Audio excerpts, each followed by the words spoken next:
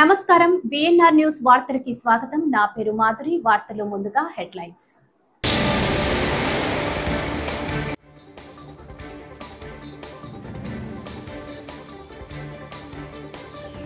పహల్గాం ఉగ్రదాడిపై deputy CM Pawan Kalyan తీవ్ర ఆవేదన వ్యక్తం.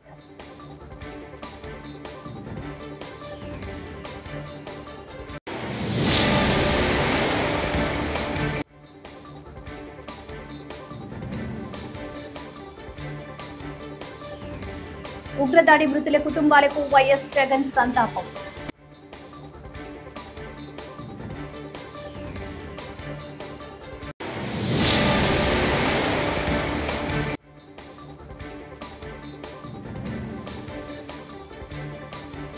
రెండో రోజు పోలీస్ కస్టడీకి మాజీ ఎంపీ గోరంట్ల మాధవ్.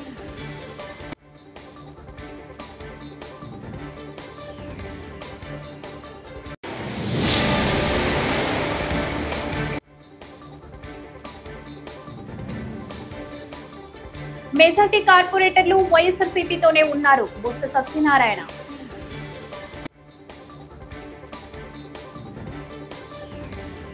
ఇక డీటెయిల్స్ చూస్తే, జమ్మూ కాశ్మీర్లోని పహల్గాం వద్ద ఉగ్ర ముష్కరులు ఆటవిక దాడిలో ప్రాణాలు కోల్పోయినటువంటి మృతుల కుటుంబాలకు వైఎస్ జగన్ సంతాపం తెలిపారు. వైఎస్ఆర్ జిల్లా పొద్దుటూరు, తిరుపతి జిల్లా వెంకటగిరి మున్సిపాలిటీలు, అనంతపురం జిల్లా కంబదూరు, తిరుపతి రూరల్ వైఎస్ఆర్సీపీ స్థానిక సంస్థల ప్రజాప్రతినిధులతో ఇవాళ వైఎస్ జగన్ సమావేశమయ్యారు. 3,000 కోట్ల రూపాయలు విలువ చేసే భూములు ఇస్తాడు. ఏదో ఉర్సా అంట కంపెనీ పేరు. ఇంద్రనైనా ఈ ఉర్సా అని చెప్పి చూస్తే ఊరు లేదు, పేరు లేదు. వారు కట్టే కరెంటు బిల్లు ఏంది అని అంటే కనుక, వాళ్ళు కట్టే కరెంటు బిల్లు ఒక ఇంట్లో ఒక అపార్ట్మెంట్లో రెసిడెన్షియల్ అపార్ట్మెంట్ కట్టే కరెంటు బిల్లు ఆ కంపెనీ కడతా ఉంది. పోనీ అమెరికాలో వాళ్ళ ఆఫీస్ ఏందని చెప్పి అక్కడికి పోయినారు మనోళ్ళు ఎంక్వైరీ చేయడానికి. ఆడ చూస్తే ఆడ ఒక చిన్న ఇండ్లు. ఊరు పేరు లేని ఈ కంపెనీకి 3,000 కోట్లు విలువ చేసే భూమి 99 పైసలు కంట. రూపాయికి ఇడ్లీ వస్తుందో రాదో నాకు తెలియదు, కానీ చంద్రబాబు నాయుడు హయాంలో మాత్రం ఉర్సా లాంటి ఊరు పేరు లేని కంపెనీలకు 3,000 కోట్ల రూపాయలు మాత్రం డబ్బులు దోచిపెట్టి నాకింత నీకింత అని పంచుకునే కార్యక్రమం జరుగుతూ ఉంది. ఇష్టం వచ్చినట్టుగా విశాఖపట్నంలోనే మరో భూమి లూలు గ్రూప్ అంట. లూలు గ్రూపులకు, లిల్లీ గ్రూపులకు 1,500 కోట్లు, 2,000 కోట్ల రూపాయలు విలువ చేసే భూములను టెండర్లు లేదు, మన్ను లేదు, పాడు లేదు, ఊరికి ఆయనకు నచ్చింది ఇచ్చేసి నాకింత నీకింత అని పంచుకుంటా ఉన్న కార్యక్రమాలు. లెఫ్ట్, రైట్, సెంటర్ రాష్ట్రాన్ని దోస్తూ ఉన్నారు. అమరావతిలో ఇవే టెండర్లు, ఇప్పుడు పిలిచిన టెండర్లు 2018లో ఇవే టెండర్లను పిలిచినప్పుడు చంద్రబాబు నాయుడు హయాంలో 5 ఏళ్ల కిందట వీటి విలువ 36,000 కోట్లు. అప్పట్లో సిమెంట్ రేటు, అప్పట్లో స్టీల్ రేటు ఇప్పటికన్నా అప్పుడే ఎక్కువ. ఇప్పుడు ఇంకా తగ్గినాయి సిమెంట్ రేటు, స్టీల్ రేట్లు. అయినా కూడా ఆ 36,000 కోట్ల విలువ ఈరోజు 78,000 కోట్లకు పెంచేసి టెండర్లు వాళ్ళకు సంబంధించిన వాళ్ళకి మాత్రమే రింగ్ ఫామ్ చేసి వాళ్ళ కాంట్రాక్టర్లకు మాత్రమే ఇచ్చుకుంటున్నారు. అంతేకాదు, ఇంతకుముందు మొబిలైజేషన్ అడ్వాన్స్ లేదు. పని చేస్తేనే ఎవడైనా గవర్నమెంట్ డబ్బిచ్చేది. ఈయన వచ్చినాక మొబిలైజేషన్ అడ్వాన్స్ అని కొత్తగా మొదలుపెట్టినాడు ఇయడం. అంటే 10% మొబిలైజేషన్ అడ్వాన్స్ ముందే ఇచ్చేస్తాడు, వాళ్ళ దగ్గర నుంచి 8% ఈయన తీసుకుంటాడు. లెఫ్ట్, రైట్, సెంటర్ రాష్ట్రాన్ని దోచేస్తూ ఉన్నారు. చేసిన అప్పులన్నీ ఎక్కడికి పోతూ ఉన్నాయి? ఎందుకు సూపర్ 6 లేవు, ఎందుకు సూపర్ 7 లేవు అని అంటే, ఎందుకు జగన్ చేయగలిగేటాడు, ఎందుకు చంద్రబాబు నాయుడు ఎందుకు చేయలేకపోతున్నాడు అని అంటే కారణం నేను ఇంతకుముందు ఎలక్షన్ అప్పుడే చెప్పిన. జగన్ ఉంటే బటన్లు నొక్కుతాడు, నేరుగా ప్రతి అక్క చెల్లెమ్మ కుటుంబానికి నేరుగా పోతుంది. చంద్రబాబు నాయుడు ఉంటే బటన్లు ఉండవు.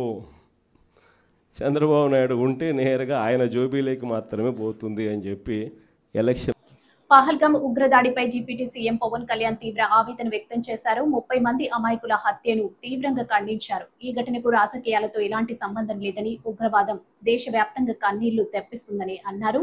గ్రామ పంచాయతీలు జాతీయ సమగ్రతకు పట్టుకొమ్మలుగా మారాలని, ప్రతి పంచాయతీలో జాతీయ సమగ్రత ప్రాంగణం, అందులో ఒక స్తూపం ఏర్పాటు చేయాలని సూచించారు. ప్రత్యేకించి టార్గెట్ చేసి మరి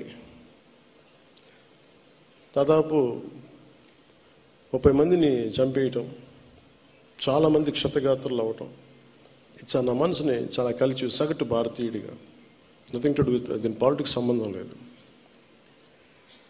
అది ఒక ఉగ్రవాది తోటా పేలితే కన్నీళ్లు భారతదేశం నలుమూల వస్తాయనడానికి మన రాష్ట్రం కూడా నిదర్శనం. ఎక్కడో వైజాగ్లో ఒక రిటైర్డ్ బ్యాంక్ ఎంప్లాయ్ ఆయన ప్రాణాలు కోల్పోయాడు. ఎక్కడో కావల్లో ఒక యువకుడు చనిపోయాడు. ఇది చాలా చాలా బాధ కలిగించింది మా అందరికీ, చాలామందితో పాటు నాకు బాధ కలిగించింది.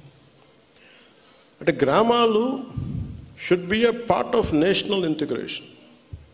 Panchayat should become a part of national integration. కశ్మీర్లో కావచ్చు, ఇంకో చోట కావచ్చు, ఎలాంటి జరిగినా గ్రామాల్లో ఉండేవాళ్ళు మాకెందుకు, మా సంబంధం లేదనుకుంటారు. గ్రామాలు రాజకీయాలకు కావచ్చు, పొలిటికల్ పార్టీస్కి కావచ్చు, కులాలకు కావచ్చు, వర్గాలకు కావచ్చు, దానికి ఫౌండేషన్ కింద కాకుండా జాతీయ సమగ్రతకి పట్టుకొమ్మల వాళ్ళు పంచాయతీలు. అంటే ఇది మీకు ఎక్కడ ఏమైనా, ఎందుకంటే ప్రతి గ్రామం నుంచి ఎక్కడో చోట వస్తారు. ఎక్కడో శ్రీకాకుళంలో అత్యధికంగా ఉన్న ఒక పంచాయతీ నుంచిలో అత్యధికంగా సోల్జర్స్ వెళ్తారు అక్కడి నుంచి, ఒక పంచాయతీ నుంచి ప్రత్యేకించి. సో పంచాయతీలని ఎలా బలోపేతం చేయాలని ఒక ఉద్దేశంలో మొన్న ఆ సంఘటన జరిగిన తర్వాత దాని గురించి చాలా ఆలోచిస్తూ ఉంటే నాకు ఒకటే అనిపించింది. ఒక రాజకీయ నాయకుడు ఊరు లేదు, పేరు లేదు, ఉండదు, వాళ్ళ కుటుంబానికి తెలియచ్చు, కానీ ఆయన విగ్రహాలు పెట్టేస్తారు. ఏదన్నా విగ్రహాలు పోతే గోల చేసేస్తారు. కానీ ఏ దేశం అయితే మనకు ఆధారం ఇచ్చిందో, ఏ దేశం అయితే నీకు భారతీయుడని ఉనికి ఇచ్చిందో, ఆ భారతదేశాన్ని స్మరించుకునే ఒక ఏ చిహ్నం లేదు, ఎలాంటి చిహ్నం ఉండదు, గుర్తుండదు. అందుకని నేను ఈరోజు నా ప్రతిపాదన ఉన్నతాధికారులందరికీ, శశిభూషణ్ గారికి కానీ, ఇక్కడున్న కమిషనర్ గారికి కానీ, అందరికీ ప్రతి పంచాయతీలో జాతీయ సమగ్రత ప్రాంగణం అనేది చాలా చాలా అవసరం. దాంట్లో జాతీయ సమగ్రత స్తూపం. చేబ్రోలు కిరణ్ పై దాడి కేసులో అరెస్ట్ అయిన హిందూపురం మాజీ ఎంపీ గోరంట్ల మాధవ్ ను పోలీసులు 2వ రోజు విచారిస్తున్నారు. రాజమహేంద్రవరం జైల్లో ఉన్న మాధవ్ ను కోర్టు అనుమతితో గుంటూరు తీసుకొచ్చారు. నగరంపాలెం పోలీస్ స్టేషన్ లో విచారణకు సరైన స్థలం లేకపోవడంతో ఇబ్బంది అవుతుందని భావించిన పోలీసులు నల్లపాడు పిఎస్ లో ఉంచి విచారిస్తున్నారు. దర్యాప్తు అధికారిగా ఉన్న నగరంపాలెం సిఐ నసీర్ బేగ్ తో పాటు గుంటూరు పశ్చిమ డిఎస్పీ అరవింద్, దక్షిణ డిఎస్పీ భానోదయ మాధవ్ ను విచారించారు.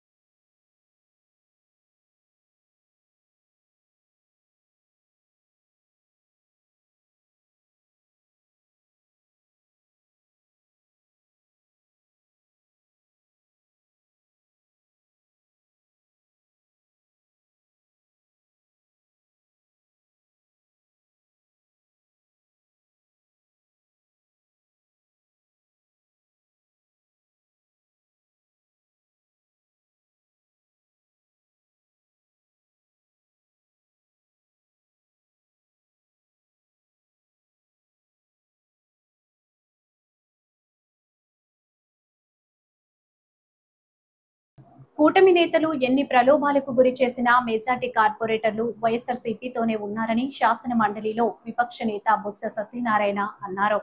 రాష్ట్రంలో వైఎస్ఆర్సీపీ కార్పొరేటర్ల ఆర్థిక మూలాలు మీద దెబ్బ కొడతామని కూటమి నేతలు బెదిరించడం కరెక్ట్ కాదని మండిపడ్డారు.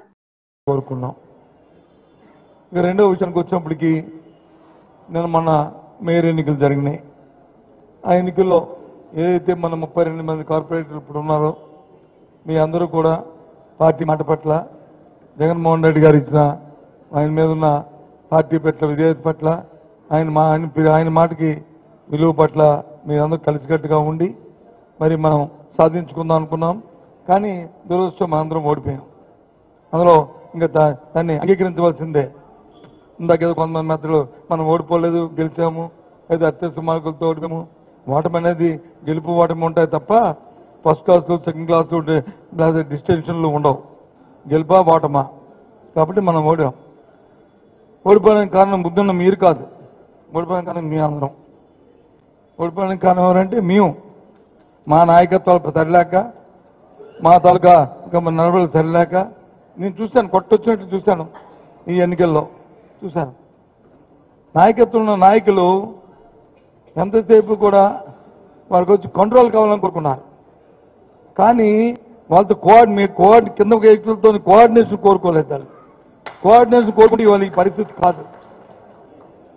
నేను కార్పొరేటరు లేదు ఒక పార్టీ ప్రెసిడెంటు లేదు వీధిలో ఒక నాయకుడు, ఆ నాయకుడికి ఇవ్వాల్సిన గౌరవాన్ని ఆ నాయకుడితో మనం కోఆర్డినేట్ చేసుకోవడంతో అది అక్కడ మిస్ అయింది ఇక్కడ కార్యక్రమాన్ని.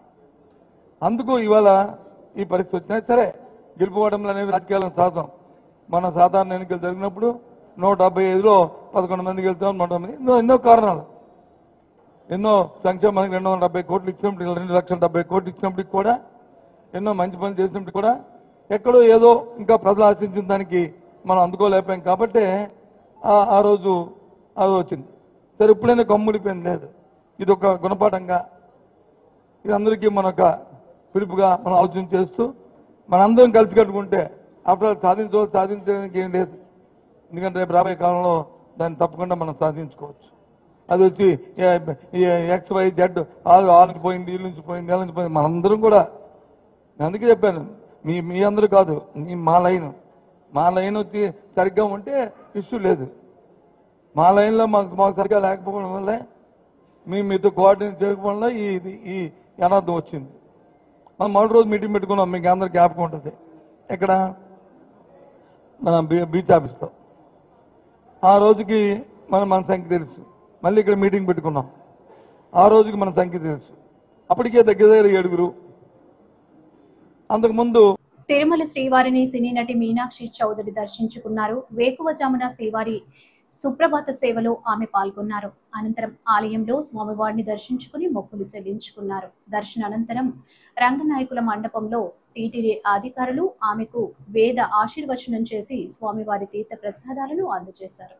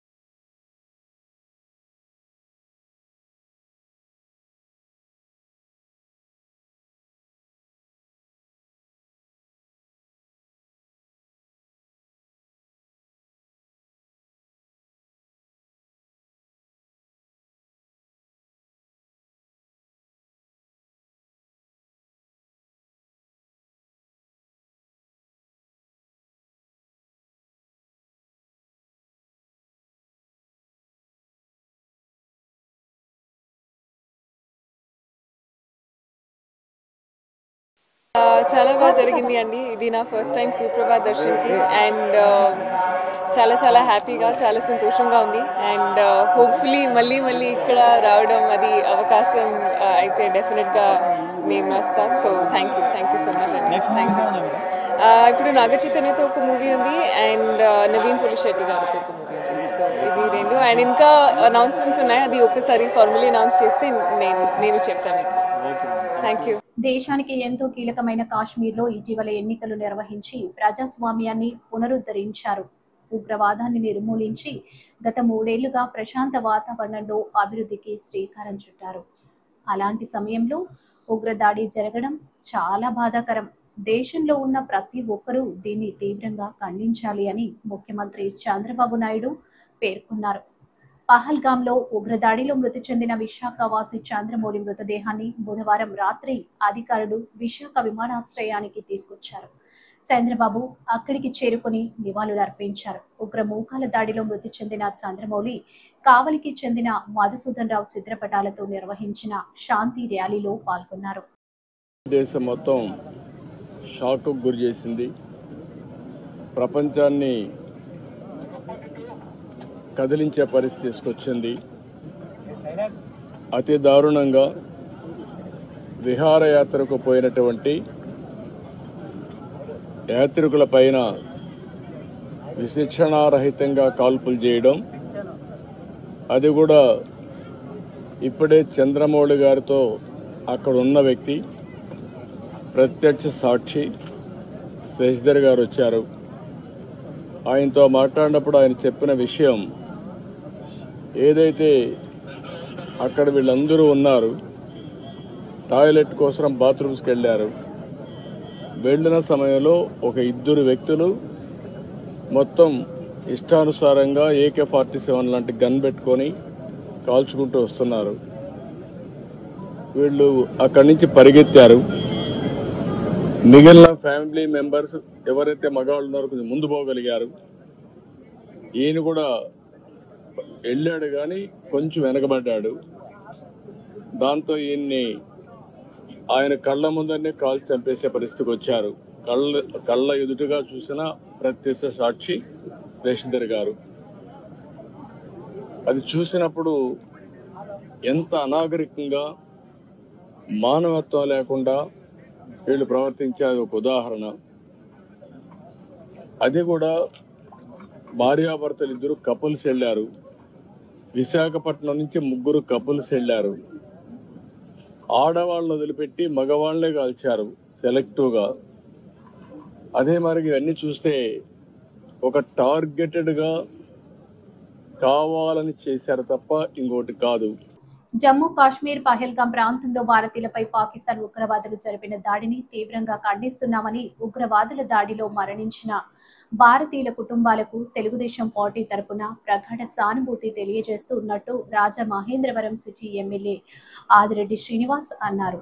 భారతీయులపై జరిగిన ఉగ్రవాదుల దాడిని ఖండిస్తూ స్థానిక రామాలయం సెంటర్లో తెలుగుదేశం పార్టీ ఆధ్వర్యంలో ఏపీ శెట్టిబలిజ సంక్షేమ అభివృద్ధి కార్పొరేషన్ చైర్మన్ కొడిపూడి సత్యబాబు, రాష్ట్ర కార్యనిర్వాహక కార్యదర్శి ఎర్ర వేణుగోపాలరాయుడు, కార్యదర్శి కాశీ నవీన్ కుమార్, టీఎన్టీయూసీ రాష్ట్ర ప్రధాన కార్యదర్శి వర శ్రీనివాస్, రాజమండ్రి పార్లమెంటు కమిటీ ఉపాధ్యక్షులు మజ్జి రాంబాబు, టీడీపీ నగర కమిటీ ప్రధాన కార్యదర్శి బుడ్డిగా రాధా, తెలుగు యువత రాష్ట్ర ప్రధాన కార్యదర్శి నక్కాదేవి వరప్రసాద్ తదితరులతో కలిసి ఆదిరెడ్డి కొవ్వొత్తులతో శాంతి ర్యాలీ నిర్వహించారు.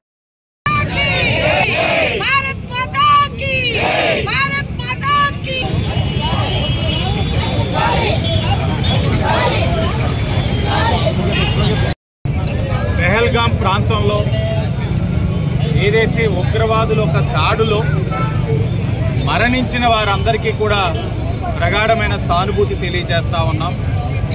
ఏదైతే ఉగ్రవాద చర్యలకు పాల్పడిన వారందరూ కూడా సిగ్గుపడాలి, చాలా సిగ్గుపడాలి. ఈ రోజున జమ్మూ కాశ్మీర్లోని పూర్వ వైభవం తీసుకురావాలని ఆర్టికల్ 370ని రద్దు చేసి టూరిజం హబ్గా తీర్చిదిద్ది ఉపాధి ఉద్యోగ అవకాశాలు కల్పిస్తూ ఉంటే ఎన్డీఏ కూటమి ఇలాంటి చర్యలు చేసి ప్రజల్ని భయభ్రాంతులు గురి చేసి పాత రోజుల మాదిరిగా ఒక జమ్మూ కాశ్మీర్ని తీర్చిదిద్దాలనుకున్న వారి యొక్క ఆలోచనకి తీవ్రంగా ఖండిస్తాం. ఈరోజు ఆ దాడిలో ఏదైతే విశ్రాంత ఉద్యోగి చంద్రమౌళి గారు, అలాగే నెల్లూరు వాసి మధుసూదన్ గారు సాఫ్ట్వేర్ ఇంజనీర్, ఆంధ్రప్రదేశ్ రాష్ట్రం నుంచి వాళ్ళు ఇరువురు కూడా ప్రాణం కోల్పోవడం అన్నది చాలా తీవ్రంగా బాధ కలిగిస్తా ఉన్నాం. వాళ్ళ కుటుంబానికి మా ప్రగాఢమైన సానుభూతి తెలియజేస్తా ఉన్నాం. చరిత్రలో చూసినట్లయితే హింస ద్వారా సాధించేది ఏమీ లేదు, చరిత్ర చెప్తా ఉంది. అయినా కూడా ఈ యొక్క ఉగ్రవాద చర్య ద్వారా ఏదో ఎన్డీఏ ప్రభుత్వాన్ని భయపెట్టాలన్న వారి యొక్క ఆలోచన, వారి యొక్క అవివేకాన్ని ప్రదర్శిస్తూ ఉంది. తప్పకుండా ఈ యొక్క దాడులకి ప్రతిచర్య అన్నది చాలా గట్టిగా తీవ్రంగా ఉంటుంది. పారాచ్యూట్ లీడర్ మార్గాన్ని భరత్ గల్లీ స్థాయికి దిగజారి విమర్శలు చేస్తున్నారని, ఎంతసేపు సిటీ ఎమ్మెల్యే ఆదిరెడ్డి శ్రీనివాస్ తెలుగుదేశం పార్టీపై అవాకులు చెవాకులు పేరుతున్నారని టీడీపీ పార్లమెంటు కమిటీ ఉపాధ్యక్షులు మజ్జి రాంబాబు, రాజమండ్రి ఛాంబర్ అధ్యక్షుడు తవ్వారాజా, 23వ డివిజన్ ఇన్ఛార్జ్ ఎన్నమూరి దీపు ధ్వజమెత్తారు. ది రాజమండ్రి ప్రెస్ క్లబ్ లో గురువారం మీడియాతో మాట్లాడుతూ, భరత్ మీట్ పెడితే రాజమండ్రి దిగబడ్డాడని ప్రజలు తెలుసుకోవాలని, భరత్ నువ్వు గల్లీకి ఎక్కువ ఢిల్లీకి తక్కువ అని భావించిన జగన్ మొన్నటి ఎన్నికల్లో నిన్ను రాజమండ్రి సిటీకి పరిమితం చేస్తే ఇక్కడ చతికిల పడ్డావని ఎద్దేవా చేశారు. నీ స్థాయికి స్థానిక రాజకీయాలు మాట్లాడడం మానేసి నువ్వు స్టేట్ లీడర్ అని నీకు నువ్వే ఊహించేసుకుని రాజమండ్రి సమస్యలు చెప్పకుండా ఎక్కడికక్కడి విషయాలు మాట్లాడుతా వెందుకు అని నిలదీశారు. బాధాకరమైన విషయం, ఆ అమ్మాయి మరణించక ముందు వాళ్ళ తల్లిదండ్రులు జగన్మోహన్ రెడ్డి గారికి తీర్పు తీసుకెళ్లారు. మీరు ఏ లబ్ధి కోసం తీసుకెళ్లారు? శవ రాజకీయాలు చేయడానికి తీసుకెళ్లారా? వాళ్ళకి ఏం చేశారు? ఇప్పటివరకు ఏమీ చేయలేదు. మీ జగన్మోహన్ రెడ్డి గారు ఏం చేశారు? రాజమండ్రిలో మీరు ఇన్ఛార్జిగా వాళ్ళకేమైనా న్యాయం చేశారా? అక్కడి వరకు తీసుకెళ్ళి ఒక 10 రూపాయలు ఏమన్నా వాళ్ళకి సాయం చేశారా? వాళ్ళని ఏమైనా ఇబ్బందుల నుంచి తొలగించే కార్యక్రమం ఏం చేశారా? మా కూటమి ప్రభుత్వం సుమారు 20 లక్షల రూపాయలు వాళ్ళకి ఇవ్వడం జరుగుతుంది. ఈ మాట్లాడితే ఈవీఎం ఎమ్మెల్యే అంటే వీళ్ళు ఎమ్మెల్యేలు 11 మంది నెగ్గారు, వాళ్ళందరూ బ్యాలెట్ పేపర్ మీద నెగ్గారా, ఈవీఎంల మీద నెగ్గారా? ఏం మాట్లాడతాడో పోయిన ఉండదు, ఏం చేస్తాడో పోయిన ఉండదు, పద్ధతి ఉండదు, పాడు ఉండదు, టైం ఉండదు. అలాగే గడిచిన ప్రభుత్వంలో ఎంపీ గారి హయాంలో కూడా మెయిన్ రోడ్లో వర్తకులు కానీ చిన్న చిన్న వర్తకులు కానీ పెద్ద వర్తకులు చాలా నిత్యం వేధింపులతో గురి చేసేవారండి. అలాగే మేము కూటమి ప్రభుత్వం అధికారంలోకి వచ్చిన తర్వాత ఆదిరెడ్డి వాసు గారు నేతృత్వంలో మేమందరం చిన్న చిన్న సమస్యలు ఏమన్నా మేము వర్తకులకి సత్వరం పరిష్కరిస్తాము. అలాగే రీసెంట్గా గడిచిన వారంలో మేము ప్రజా దర్బార్ వర్తక దర్బార్ కూడా ఏర్పాటు చేయడం జరిగింది. వర్తక దర్బార్లో చాలా చిన్న చిన్న సమస్యలు మా దృష్టికి వచ్చాయి, వెంటనే సత్వరం పరిష్కరించామండి ఆ సమస్యలు కూడా. సో ఇటువంటి దయించి ఇటువంటి ఎంపీలని మాజీ ఎంపీలను అసలు ప్రోత్సహించొద్దు. అతని స్థాయి ఏంటంటే ఇవాళ ఎంపీ స్థాయి ఊహించుకుంటున్నాడు. అతను టౌన్ ప్రెసిడెంట్, రాజమండ్రి నగరానికి టౌన్ ప్రెసిడెంట్, ఆ స్థాయిలోనే మాట్లాడాలి. జగన్మోహన్ రెడ్డి గారు అదృష్టం ఏంటంటే 11 మందిలో ఇతను ఒక నగ్గలేదు, లేకపోతే జగన్మోహన్ రెడ్డి కూడా తోసి నువ్వు పార్టీ నడపలో నేను నడుపుతున్నాను అంటాడు. అతను అదృష్టవంతుడు చాలా, ఆ 11 మందిలో ఇతను నగ్గకపోవడం. లేకపోతే జగన్మోహన్ రెడ్డిని కూడా పక్క తోసేవాడు. నీకు ఒకటే చెప్తున్నావు, నువ్వు ప్రజా సమస్యల్లోకి రా, అన్నీ చేసుకుని వాసు గారిని చూసి నేర్చుకోమని ఫస్ట్ నుంచి చెప్తున్నావు. ఆయన నువ్వు వినట్లేదు, ఏవేవో చెప్తున్నావు, ఏవేవో ప్రెస్ మీట్లు పెడుతున్నావు, అన్నీ నిన్ను నమ్మే పరిస్థితిలో ఎవరూ లేరు. ఒకటే తెలుసుకో, ఇంకా అత్తమాని ఈవీఎం ఎమ్మెల్యే అని సంబోధిస్తున్నావు. ఇంకా నీకు ఆయనతో సంబంధం లేకుండా ఇంకో ఏదో రోజు నువ్వు మాతో 7 నియోజకవర్గాలకు ఎంపీగా ప్రాతినిధ్యం వహించిన మార్గాని భరత్ రామ్ను విమర్శించే స్థాయి ఒకే ఒక నియోజకవర్గానికి ప్రాతినిధ్యం వహిస్తున్న ఎమ్మెల్యే ఆదిరెడ్డి వాసుకు లేదని వైఎస్ఆర్ కాంగ్రెస్ పార్టీ నాయకులు రాజమహేంద్రవరం సిటీ మున్సిపల్ వింగ్ అధ్యక్షులు మజ్జి అప్పారావు పేర్కొన్నారు. గురువారం రాజమండ్రి ప్రెస్ క్లబ్ లో జరిగిన విలేకరుల సమావేశంలో ఆయన మాట్లాడారు. ప్రస్తుతం రాజమండ్రి అభివృద్ధి చెందిందంటే భరత్ చేసిన అభివృద్ధి మాత్రమేనని వివరించారు. 125 కోట్లు మాజీ ముఖ్యమంత్రి వైఎస్ జగన్ రెడ్డితో మాట్లాడి మంజూరు చేయించి దశల వారీగా అభివృద్ధి పనులు చేశారని అన్నారు.